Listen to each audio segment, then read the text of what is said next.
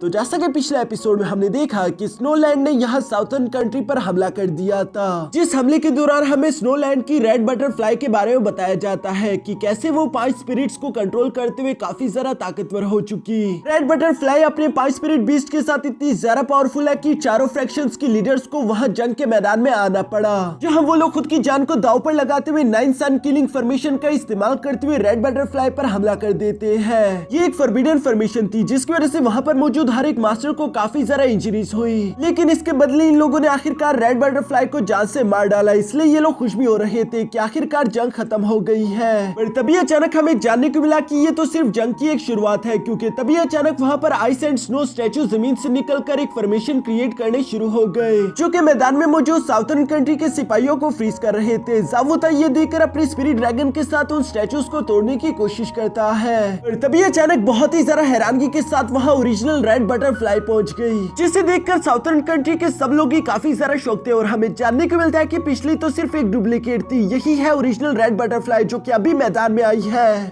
अब आगे तो नेक्स्ट एपिसोड की शुरुआत में हम लोगों को 100 साल पहले की कहानी बताई जाती है, जब रेड बटरफ्लाई स्नोलैंड में पैदा हुई थी। तब स्नोलैंड में एक बहुत ही अजीब सा फिनोमेना हुआ। 5 एलिमेंटल स्पिरिट एक साथ इकट्ठा होते हुए रेड बटरफ्लाई के आसपास इकट्ठा हो चुके। स्नोलैंड की क्वीन ने यह देखकर खुद रेड बटरफ्लाई को पालने और उसकी हिफाजत करने का फैसला किया। धीरे धीरे जैसे जैसे रेड बटरफ्लाई बड़ी होती जा रही थी, उसकी ताकत भी काफी तेजी के साथ इंक्रीज होने लगी। इन 5 एलिमेंटल बीस्ट की वजह से रेड बटरफ्लाई को बेमिसाल ताकत मिल चुकी थी, जो कि स्नोलैंड के लिए किसी वरदान से कम नहीं। स्नोलैंड किसी भी कीमत में रेड बटरफ्लाई को नहीं खो सकता। इसलिए 100 साल बाद जब यहाँ 4 फ्रैक्शन के साथ जंग होने वाली थी, तो क्वीन को भविष्यवाणी की वजह से मालूम हो चुका था कि इस 4 फ्रैक्शन के साथ जंग के दौरान रेड बटरफ्लाई जान से मारी जा सकती है। इसीलिए क्वीन ने अपनी एक डिसाइपल किंग ही को अपने पास बुला लिया था, और वो किंग ही से कहती है कि तुम्हें रेड बटरफ्लाई की जगह लेनी होगी। तुम उसकी जगह उसके 5 एलिमेंटल बीस्ट को लेकर 4 फ्रैक्शन पर हमला बोल दो, क्योंकि अगर तुम ऐसा नहीं करती तो कल की जंग के दौरान रेड बटरफ्लाई जान से मारी जाएगी। ये सुनकर किंग ही भी काफी ज्यादा परेशान हो जाती है। वो रोते हुए क्वीन से कहती है कि मैं आपकी फर्स्ट डिसाइपल हूँ, आप जानती हो ना कि रेड बटरफ्लाई की जगह अगर मैंने लेने की कोशिश की तो उसकी जगह मैं मारी जाऊंगी। अभी अचानक हम देखते हैं कि क्वीन भी पलटकर किंग ही की तरफ देखती है, जहाँ पर क्वीन की हालत तो काफी ज्यादा खराब दिखाई दे रही थी। ये देखकर किंग ही फोन से क्वीन की तरफ भागते हुए कहती है कि मास्टर आखिर आपको क्या हुआ,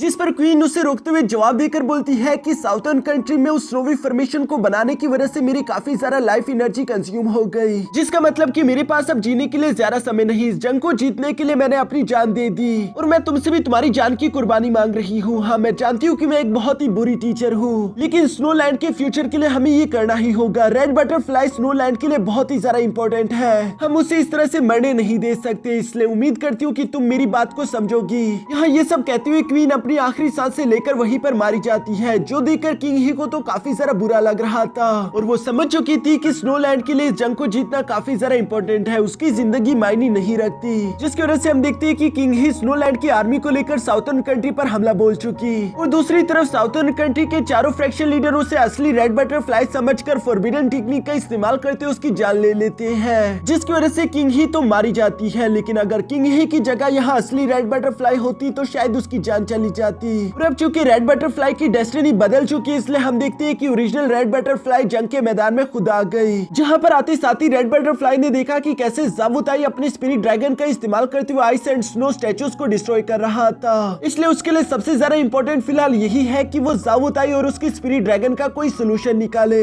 जहाँ पर हम देखते हैं कि रेड बटरफ्लाई सुजाकू प्लेनेट के प्रोटेक्टर से मदद मांगते हुए कहती है कि आप पर मेरा एक फेवर है, जिसके बदले आपको मेरी एक शर्त पूरी करनी होगी, और मैं आपसे चाहती हूँ कि आप उस ड्रैगन को जान से मार डालो। यहाँ रेड बटरफ्लाई की बात सुनते हुए वहाँ पर अचानक से एक पोर्टल ओपन हो गया, जिसके अंदर से सुजाकू प्लेनेट का प्रोटेक्टर बाहर आ जाता है। ये प्रोटेक्टर जिसका नाम मास्टर आउजी था, वो एक इन्फेंट ट्रांसफॉर्मेशन स्टेज का वॉरियर है, जिसे देखकर तो वहाँ पर मौजूद सब लोग ही सरप्राइज हो गए थे। वैसे तो एक प्रोटेक्टर की जिम्मेदारी होती है उस प्लेनेट की हिफाजत करना, इसलिए वो उस प्लेनेट के लोगों को नुकसान नहीं पहुंचाता। लेकिन रेड बटरफ्लाई से किए हुए प्रॉमिस की वजह से मास्टर आउजी को यहाँ उसकी एक शर्त तो पूरी करनी ही होगी। इसलिए मास्टर आउजी यहाँ पर आते साथ ही कहते हैं कि मुझे ये इजाजत तो नहीं कि मैं उस ड्रैगन की जान ले सकूं, लेकिन हाँ, अगर मैं जावुताई की बॉडी से उस स्पिरिट ड्रैगन का ब्लड निकाल दूं तो शायद ये तुम्हारे लिए ज्यादा मुश्किलें ना खड़ी कर पाए। जो कहती है सुजाकू प्लेनेट का प्रोटेक्टर तेजी के साथ आगे की तरफ आ जाता है, जहां वो ज़ावू ताई के खिलाफ अपनी पावर्स का इस्तेमाल करने वाला था।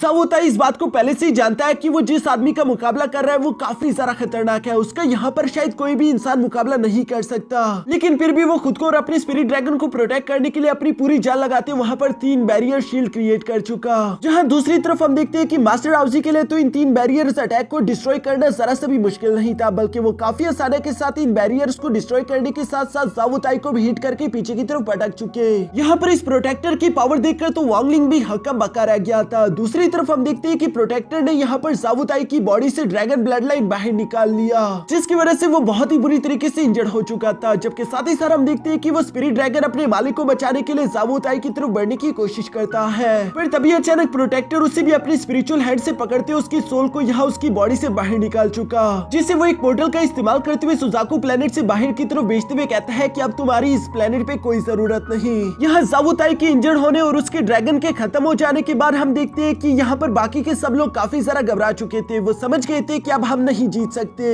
इसीलिए वो सब लोग यहाँ वहाँ भागते हुए बिखरना शुरू हो गए। दूसरी तरफ वांग लिंग भी ये सारा नजारा देखते हुए कहता है कि इस जंग का आखिरकार फैसला हो गया। ज़ावू ताई और उसके ड्रैगन्स के बगैर चारों फ्रैक्शन बहुत ही ज्यादा कमजोर है और अब ये लोग नहीं जीत पाएंगे। दूसरी तरफ हम देखते हैं कि रेड बटरफ्लाई भी प्रोटेक्टर से अपना फेवर लेने के बाद फर्नेस से अपनी पावर को एक्टिवेट कर चुकी। वो अपने 5 एलिमेंटल स्पिरिट्स को अपने पास समन करना शुरू कर देती है। जो एलिमेंटल बीस्ट इस बार अपनी फुल पोटेंशियल का इस्तेमाल कर पाएंगे, क्योंकि इस बार असली रेड क्वीन इन्हें कंट्रोल कर रही है। लेकिन दूसरी तरफ इस समनिंग प्रोसेस के दौरान अचानक ही रेड बटरफ्लाई हैरान होते हुए कहती है कि मेरे 5 एलिमेंटल बीस्ट में से आखिर अर्थ एलिमेंटल बीस्ट कहां पर गायब हो गया, क्योंकि इस वक्त रेड बटरफ्लाई के आसपास 4 एलिमेंटल बीस्ट ही समन हो पा रहे थे और 5वें अर्थ एलिमेंटल बीस्ट को तो वांग लिंग ने अपने हेवनली पल के अंदर एब्सॉर्ब कर लिया है, जिस बात का रेड बटरफ्लाई को तो फिलहाल कोई भी अंदाजा नहीं। और हम देखते हैं कि बाकी के 4 एलिमेंटल बीस्ट अपने फुल पोटेंशियल में आ चुके थे, इसी वजह से उन्होंने जंग के मैदान में तबाही मचा दी थी। चारों फ्रैक्शन की लीडर्स भी इन 4 एलिमेंटल बीस्ट के सामने अब टिक नहीं पाते और देखते ही देखते यहाँ इन 4 एलिमेंटल बीस्ट ने मिलकर उन फ्रैक्शन लीडर्स को जान से मारना शुरू कर दिया था।